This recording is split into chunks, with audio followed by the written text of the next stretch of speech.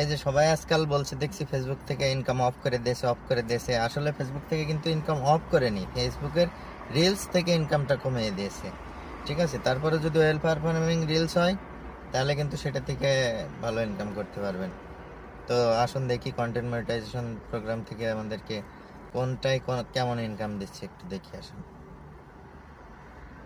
এই যে ভিউয়ার্স, আপনারা এখানে দেখতে পাচ্ছেন ড্যাশবোর্ডে যে ফটো, টেক্সট, স্টোরি সবগুলো থেকে এখন কিন্তু ইনকাম হচ্ছে। আগে কিন্তু আপনারা শুধু রিলস আর ভিডিও থেকে ইনকাম করতে পারতেন, কিন্তু কন্টেন্ট মনিটাইজেশনে এখন কিন্তু রিলসের ইনকাম কমিয়ে দিলেও ফটো, টেক্সট আর স্টোরি থেকেই কিন্তু সব থেকে বেশি ইনকাম হচ্ছে, যার কারণে ওইটা কিন্তু আমার সব থেকে উপরে আছে।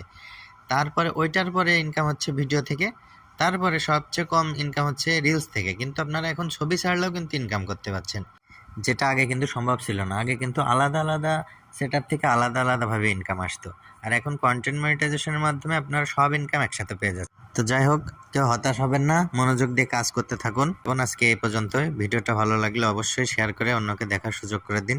আসসালামু আলাইকুম ওয়া রাহমাতুল্লাহি ওয়া বারাকাতুহু। আল্লাহ হাফেজ।